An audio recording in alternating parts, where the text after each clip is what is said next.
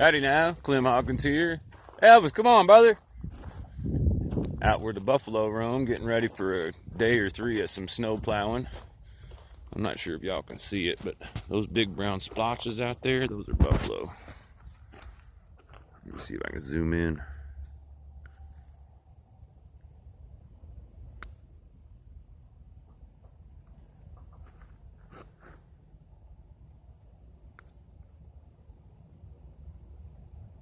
Probably can't tell, but that tree right there, see that big black thing? That would be a buffalo. That other splotch right there is a buffalo too. So yeah, getting ready. Look how cool Denver looks. I'm not sure if with this auto thing you can tell, but that's the storm just getting ready to come to us. And so we figured the best thing we could do is to give Mr. Elvis a little walking, let him get all his business done. We're going to have to get to sleep early and wake up early depending on when this snowstorm is going to get here. From what it says, it's going to snow all day, so as soon as there's 2 inches, I start doing laps. And I keep doing laps until the snow stops, which is supposedly in the afternoon. And it's not supposed to be above freezing. Right now it's supposedly was 60 at sunset. Now it's about 40 something. Supposed to get down to the 20s, I think, tonight, and then up in the 30s maybe, or no, that's not true. I think it's dropping straight down to 0 for tomorrow night or something like that. So yeah, it's gonna be a lovely frigid winter, but that means cash work. I got my what do you call it, my PayPal from my Match.com host work, and a couple 3 snowstorms will really set me on a good path getting ready for springtime IATSE work, assuming something else, realizing that something else might happen, but until then, that's what we got. What else is there? Beautiful sunset over Denver. Denver's down there. You can't really see it unless I zoom in. This camera kind of sucks. I can't really. That tree, where's the see dent? No, you can't even fucking. There, you might be able to. There, you can kind of see it. Gotta get it just right. There you go. There's your old Denver. There's all the Rocky Mountains. And that funky haze that is the cold coming in. What do they call it? Evaporation is a cooling process, so as it gets colder, all this air is going to evaporate, and it's going to get real dry real quick. As well as cold, but that's all right. We've been able to handle it before. We'll handle it again. Dang, those dudes are big. I realize the camera again sucks ass, but it's a good day. It was very productive. I got a birthday present for my dad up on the YouTube in the form of American Misfits, the YouTube video novel or micro novel, 82 pages, originally handwritten and typed in. And the idea is that you don't have to have a library card, an address, anything. As long as you can get to the interweb, you will be able to read a nice book about my adventures and how and where and when I did my dropping out and whatnot.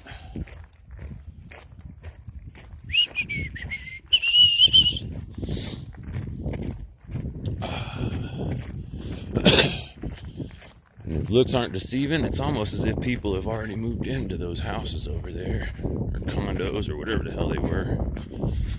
A year ago when we showed up in Denver, none of that was there.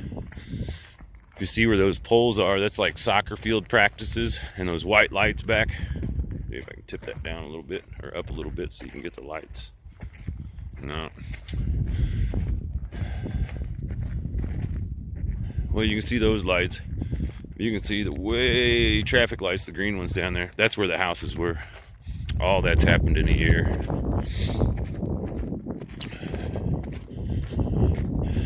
How long you figure before they're encroaching in on all of this? I figure all of that land over there is going to get filled.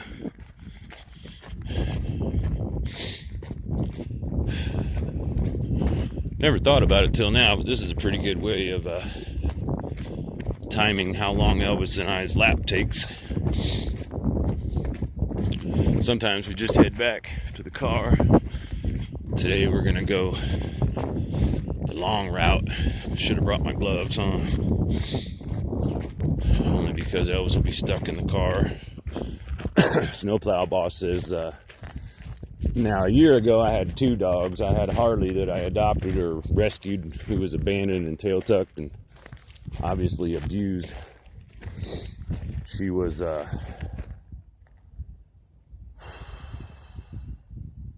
basically stranded at a summer camp in southern Illinois, and she traveled with us for almost a year, I guess, just about a year. And then when we were working the Denver Gem and Mineral Show for the oh crap, I forgot their Gems of India or Gemstones of India. But anyway, she ran off, and we're hoping that lady and her kid had found her and adopted her, because we just had to go and get to work. And I was glad to be able to rescue her and get her to a place where she was better, more likely to survive. Even if she stayed out by the Hilton where we were at, or the, Crown Plaza, she'd certainly have found a family or a place to take her in, and that's definitely better than southern Illinois in the winter.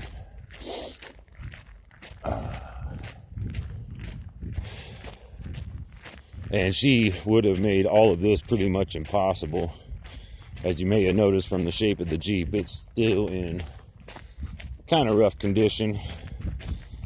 I still would like to replace the doors and or door panels. If I could find doors with electric door windows that match, that would be super awesome. But the 2-door models are pretty rare, and I need to get door panels. I want to get door panels. I've already replaced the seat belts she chewed through, the rear seat that she chewed up. What else? The back hatch with the new tinted window. Defrost doesn't seem to work for some reason, but I'm not too worried about it.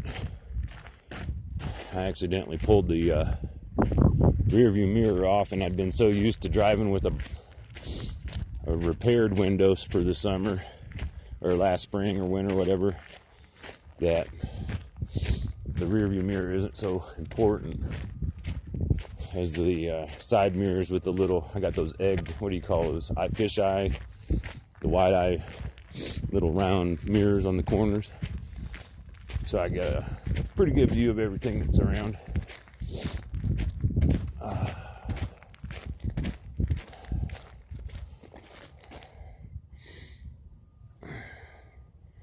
I apologize that the camera sucks so much, because it's all a lot prettier with my eyes than it is looking at the screen. I'm not sure if it's because maybe the lens is dirty.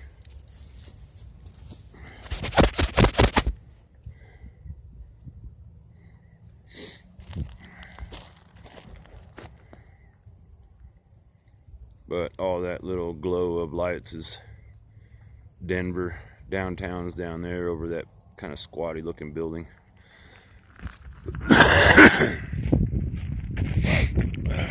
And this is the big soccer park where the professional soccer team plays, whatever they call them. Rapids, maybe?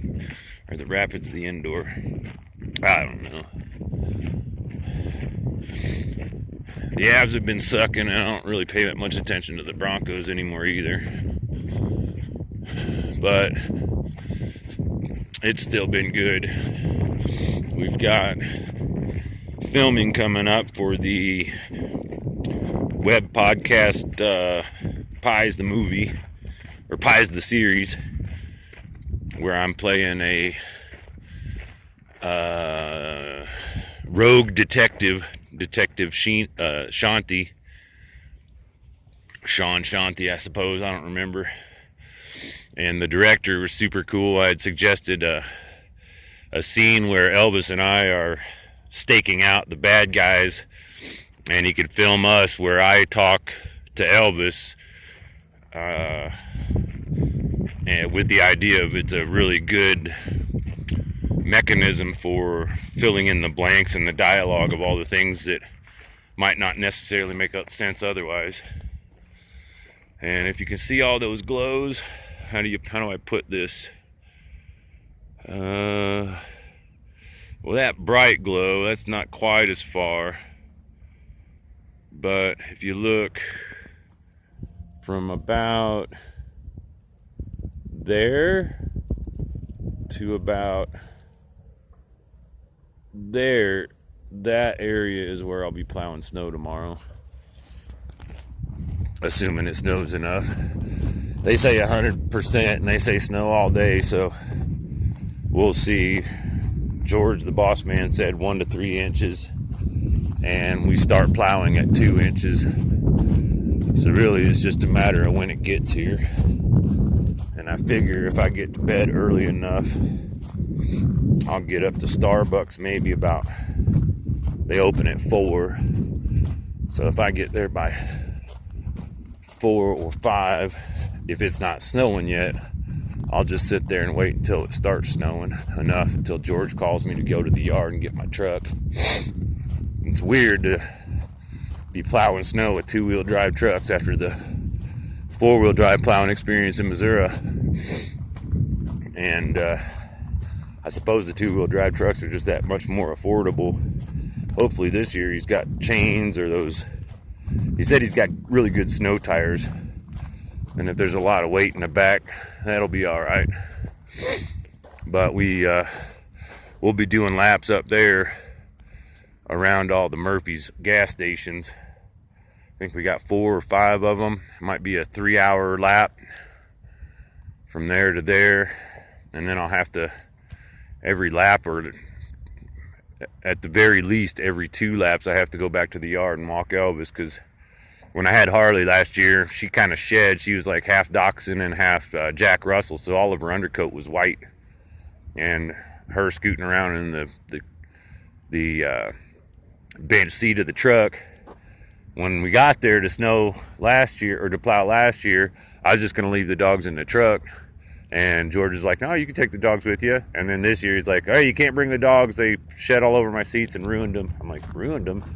Shit, you suggested it, and I'd have put a blanket down, because I'd be a lot more happier if Elvis was with me. But I also like the idea of him guarding the truck and what little belongings we got in it.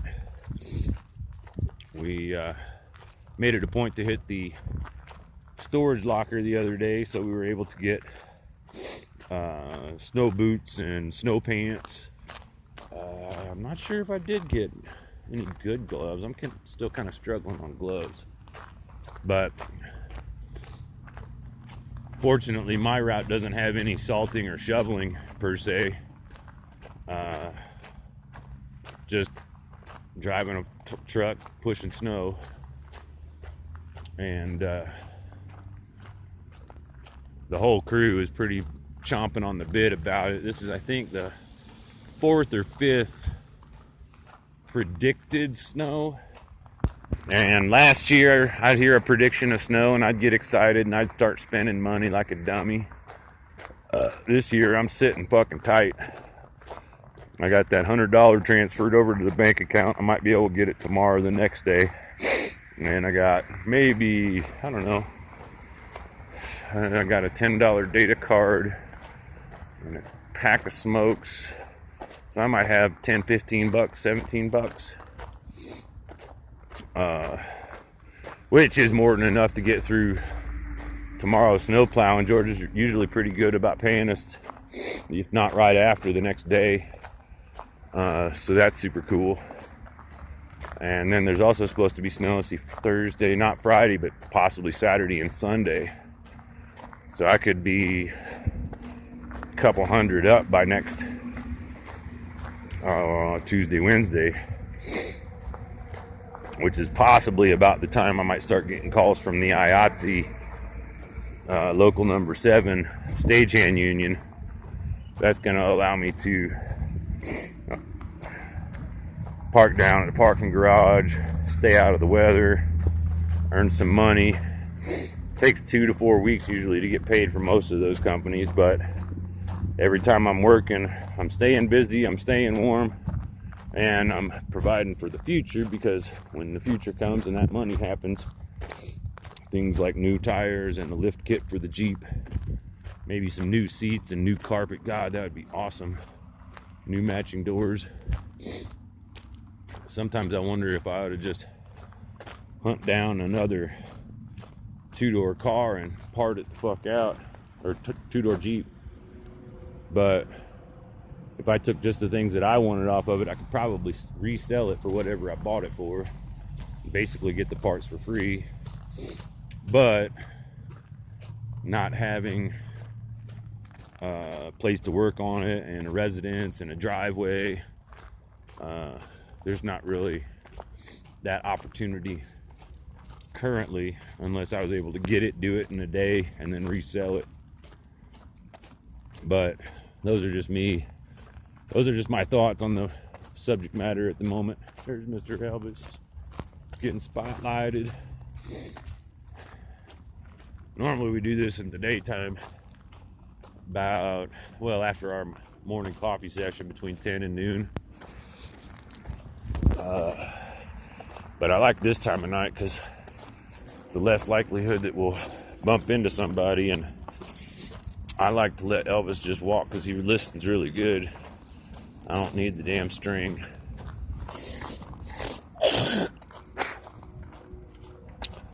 Let's see what else is happening. So the podcast is going all right. I still have some video footage. I uploaded the round 4 from last night's hosting of the Match.com trivia, but the audio sucked really pretty. It wasn't good. You couldn't hear the music.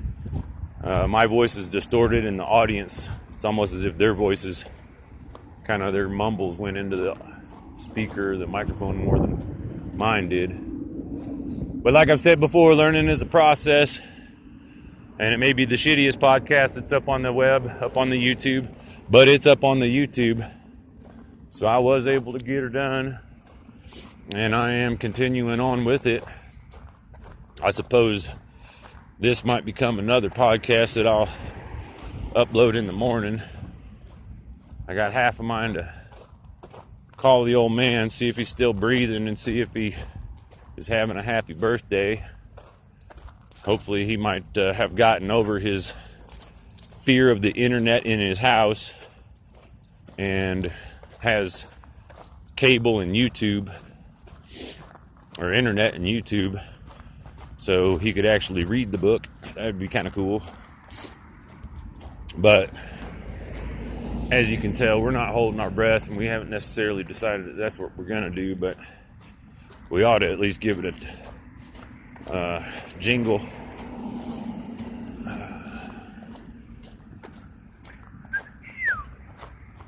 So as you can see, that's the big soccer field. That's where really big bands like Fish played last year. I got to work that one. Well, I worked it for a day. Some security companies just don't understand what it takes to be security for psychedelic bands. You can't go at it with a military attitude. You got to go at it in a wavy gravy kind of attitude. The chief of please. The chief of thank you very much. Detective, thank you very much. Oh yeah, so could be filming Pies the Series on the 22nd, or possibly sometime in January. He said something about a blue screen or a green screen, and I guess they have the location. They're just waiting for the filming crew and the audio crew to be available. And although it's a little bitty thing, I enjoy being a part of something like that.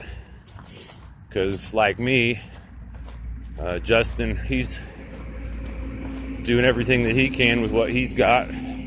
Granted, he's got a lot more than I got as far as connections and equipment and professionalism when it comes to production and stuff.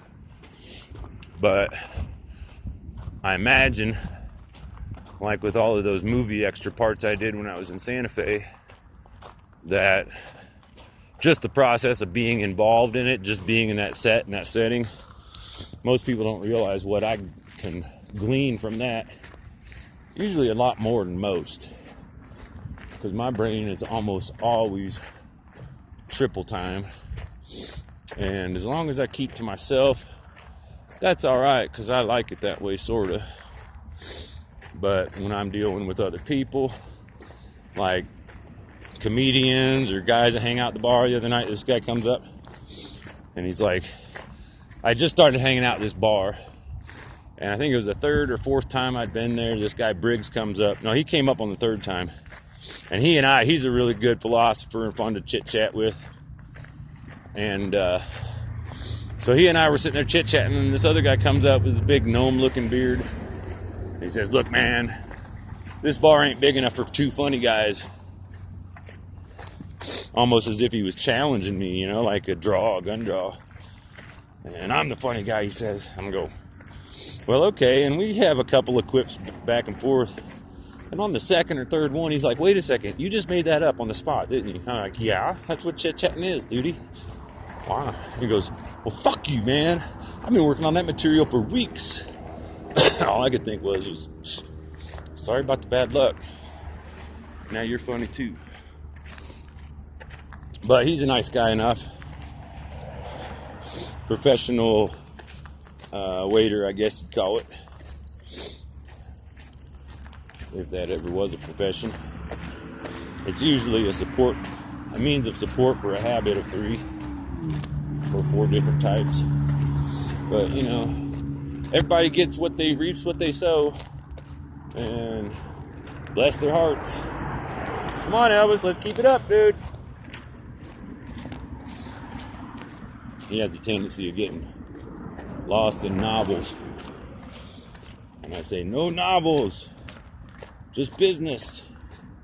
Right? No novels, just business. He's so good. Yes, he is.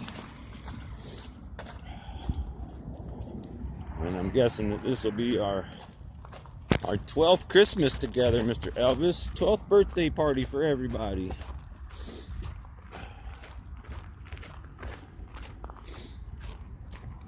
And undoubtedly couldn't have made it without that guy.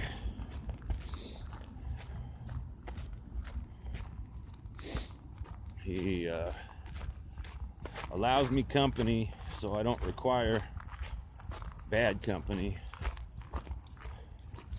Because like Papa Bashir always used to say, no company's better than bad company. If it ain't broke, don't fix it. But if you're going to fix it right the first time. Measure twice, cut once.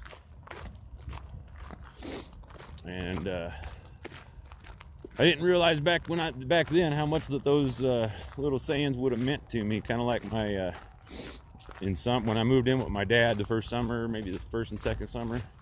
Whenever there'd be an ice cream truck and I didn't have allowance money or something, I'd sneak into his change drawer and pilfer a couple of quarters or sometimes a silver dollar.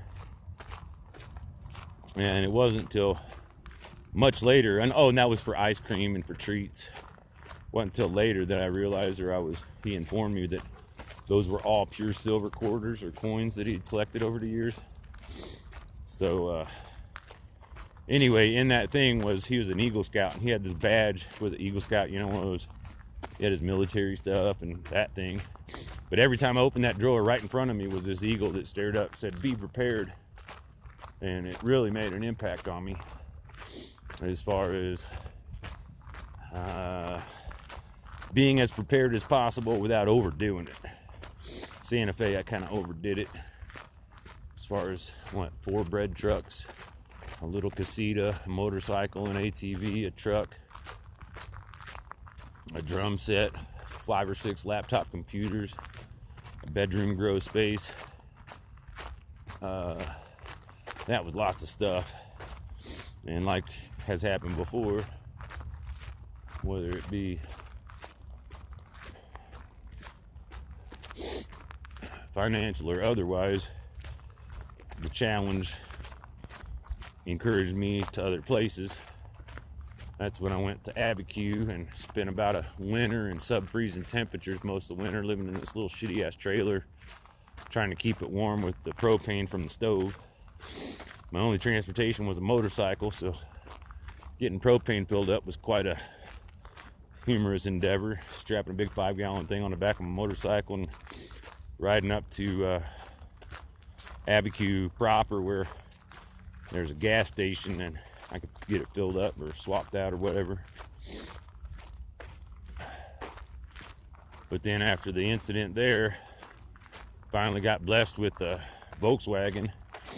Was able to escape out of there to Moab, which was pretty cool. Met a few good friends, one of which encouraged me to go to Telluride to volunteer for the Ride Festival. And after 10 minutes of talking to the boss guy, he calls volunteer lady and says, "We're wasting this kid as a volunteer. He's too skilled. We should hire him."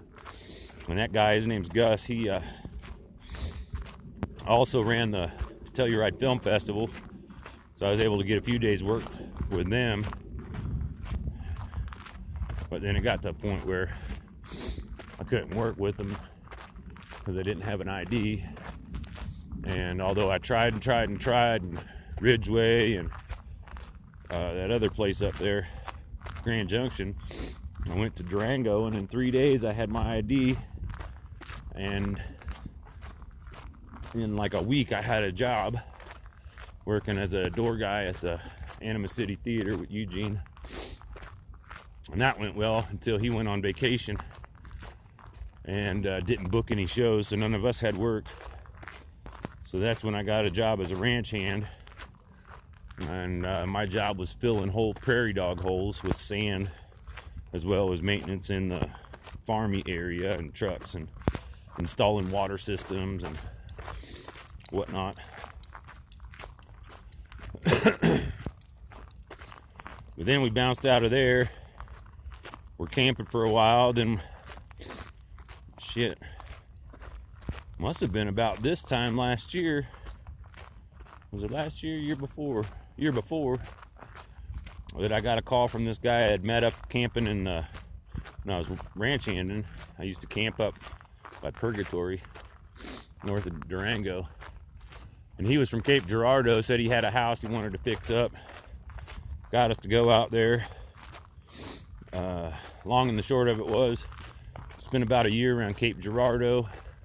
I mean, it worked out right because I was supposed to take 6 months, and I cleaned it up and finished it in 6 weeks and bounced the hell out of there.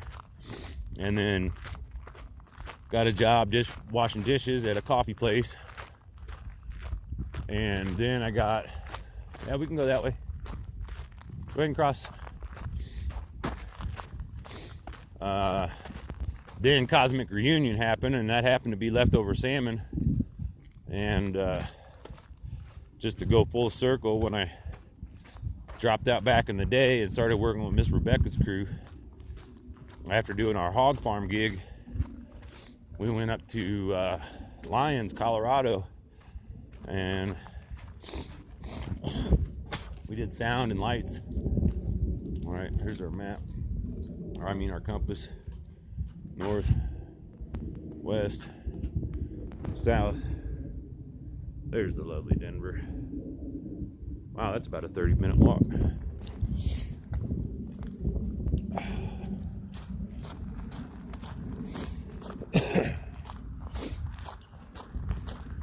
So, you know, that was kind of around full circle.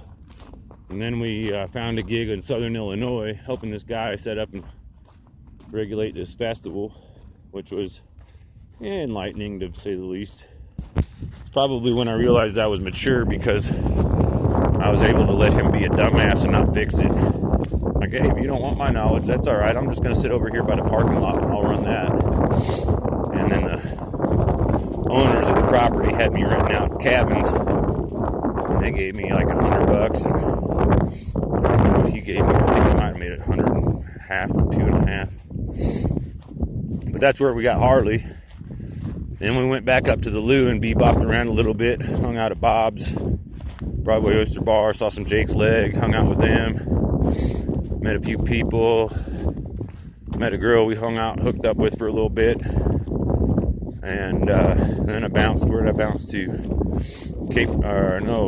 Carbondale, and then back up to the Lou to hang out with Brewer right before I overdrew my account and bounced to Denver, because I knew if I went back to Durango there would be no job market, or the only job market would be the one that's there, and that ain't much. And since then, for the last year, I've had some pretty good gigs. First gig was driving around for a video production company. He paid me $50 or $25 an hour just to drive around town looking for stuff at these costume stores. And after 2.5 days of half and 3/4 days, dude just dropped me $285, I think it was. And that was a pretty good blessing. And remodeled the bar for a while right over there. And let's see what else.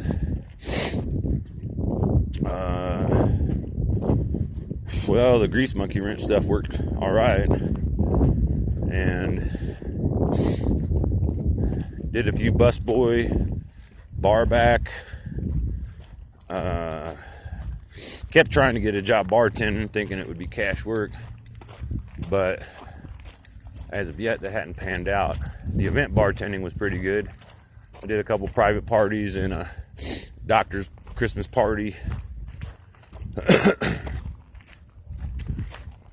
And that was pretty cool. But most recently, let's see, October and November, we did stagehand work for the, or as a referent from the union. I locked it. And that's usually between 17 and 34 an hour. The convention center stuff is the better work. The people in the theater are kind of snooty. So that is 32 minutes and 42 seconds. This is Clem Hawkins and Elvis signing off. Peace. Love you, Jerry.